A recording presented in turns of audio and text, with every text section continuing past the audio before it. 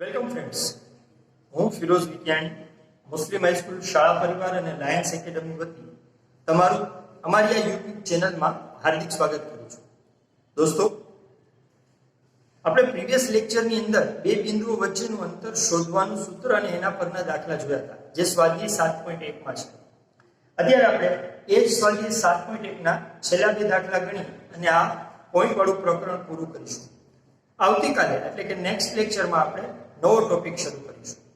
અત્યારે જે મેં બે દાખલા લીધા છે એ બંને દાખલાઓમાં એમ કહેવામાં આવે છે કે 2 - 5 અને -2 નવથી સમાન અંતરે આવેલું હોય તેવું x અક્ષ પરનું બિંદુ. તો દોસ્તો, x અક્ષ પરનું કોઈ પણ બિંદુ હશે એનો y-યામ 0 હશે, કારણ કે x અક્ષ પર તમે અહીંયાથી માઈનસ અનંત અંતરથી આમ ચાલશો તો બધી જગ્યાએ y અક્ષ પર ચાલવાના નથી, એટલે એનો y-યામ હંમેશા 0 જ રહેશે. એટલે મેં એના માટે ધારો કે x અક્ષ પરનું બિંદુ P એ 0 છે. હવે મેં એમ કીધું છે કે આ બિંદુ એટલે કે P બિંદુથી પહેલા બંને બિંદુનું અંતર સરખું છે, એટલે એકને આપણે A નામ આપી દઈશું, એકને B, એટલે AP બરાબર PB. પછી આપણે એના આધારે એના દાખલા ગણીશું. એટલે A 2 - 5 તથા B -2 9 થી P A 0 સમાન અંતરે આવેલું બિંદુ છે. તેથી AP બરાબર PB. AP એટલે શું? તો કે A થી P નું અંતર, એટલે વર્ગમૂળમાં x યામની બાદબાકી એનો વર્ગ વત્તા y યામની બાદબાકી એનો વર્ગ. PB બરાબર B અને P વચ્ચે, એટલે કે x યામની બાદબાકી એનો વર્ગ વત્તા y યામની બાદબાકી એનો વર્ગ.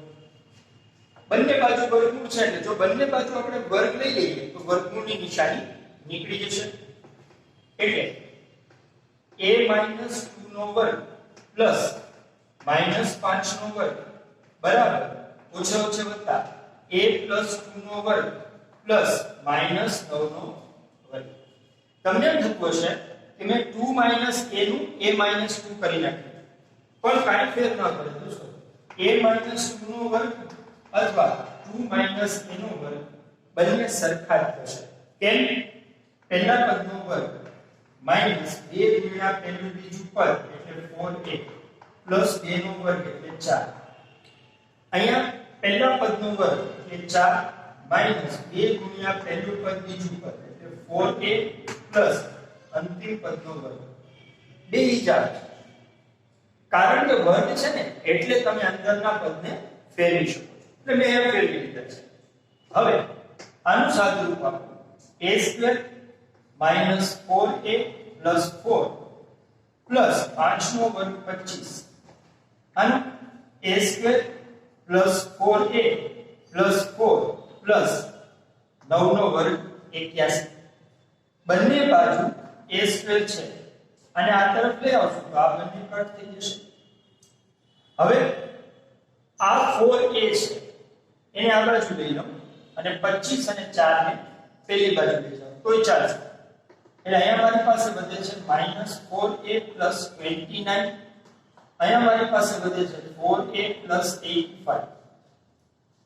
એક કામ કરીએ, -4a છે એને આ બાજુ લઈ જઈએ એટલે +4a, 85 પ્લસ છે આ બાજુ લઈ આવીએ તો -85 + 29 4a + 4a ઓછે વત્તે ઓછા, એટલે મોટા પદની નિશાની ઓછા.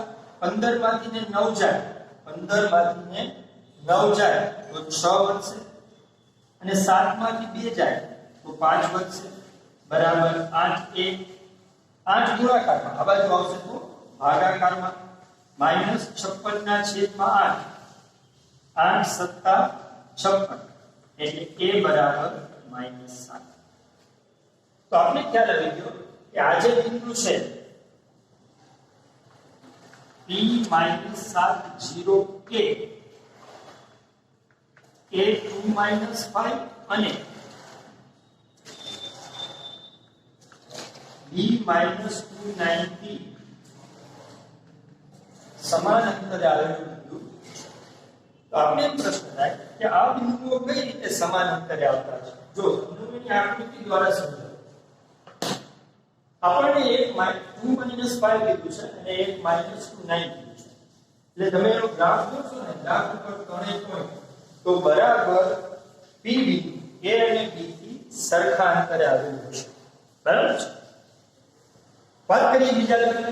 બિંદુઓ p2 - 3 અને q10y વચ્ચેનું અંતર 10 એકમ છે. એટલે કે આમ જુઓ તો p અને q વચ્ચેનું અંતર આપણે આપી દીધું છે. એટલે કે અહીં pq બરાબર 10 એકમ. pq એટલે કે અહીંયાથી અહીંયા સુધીનું અંતર. એને તો આપણે સૂત્રની મદદથી લખીએ તો x યામની બાદબાકીનો વર્ગ વત્તા y યામની બાદબાકીનો વર્ગ બરાબર 10. x યામ કોણ છે? 2 અને 10. એટલે 2 - 10 નો વર્ગ પ્લસ -3 - y નો વર્ગ બરાબર 10. જ્યાં સુધી વર્ગમૂળ છે ત્યાં સુધી આપણે એનું વ્યવસ્થિત સાદુરૂપ નહીં આપી શકીએ. તો બંને બાજુ વર્ગ કરી નાખીએ તો આપણને વર્ગમૂળ નીકળી જશે.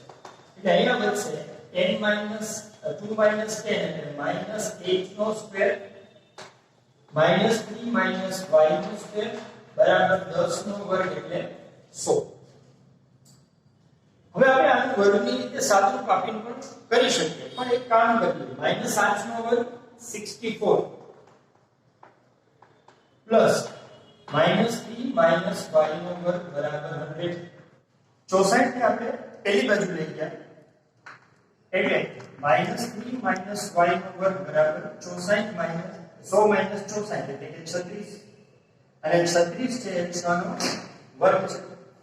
એટલે -3 - y નો વર્ગ બરાબર 6 નો વર્ગ. હવે બંનેનો વર્ગમૂળ લઈ લઈએ તો આપણે બે કિંમતો મળે.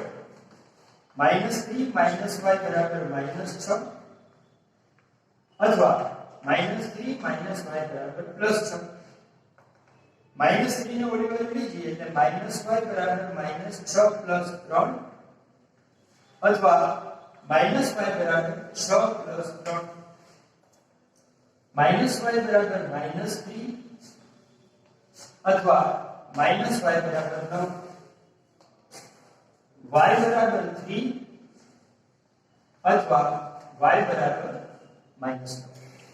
મતલબ કે y ની બે કિંમત માટે આ અંતર 10 એકમ મળે છે. એટલે q 10 3 અથવા q 10 - 9 હોઈ શકે. તો દોસ્તો આજે આપણે આ ચેપ્ટર આ ટોપિક જે જોયો ને એ ટોપિકની અંદર બે બિંદુઓ વચ્ચેનું અંતર શોધવાના સૂત્રની વાત કરી. આવતીકાલે આપણે એક રેખાખંડનું વચ્ચે આવેલું બિંદુ કઈ રીતે વિભાજન કરે છે અને બિંદુઓના યામ કઈ રીતે મેળવાય છે એની ચર્ચા કરવાના છીએ. એટલે કે સ્વાધ્યાય 7.2 પહેલાની થિયરી. ત્યાં સુધી તમે 7.1 ના બધા દાખલા ગણી નાખજો. હોમવર્કમાં એમ સમજો સ્વાધ્યાય 7.1 ની પહેલાના ઉદાહરણ અને દાખલાઓ તમને આપું છું. જે ગણી મને WhatsAppમાં મોકલવાના છે.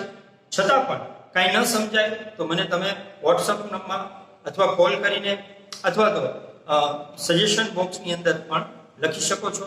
હું તમને એનો રિપ્લાય ચોક્કસપણે કરીશ. આ વખતની ટેસ્ટની અંદર આ માર્ક આ ચેપ્ટર છે એટલે એની ખાસ કાળજી રાખજો અને ધ્યાનથી લખતા રહેજો. Thank you very much. જય હિન્દ, જય ભારત.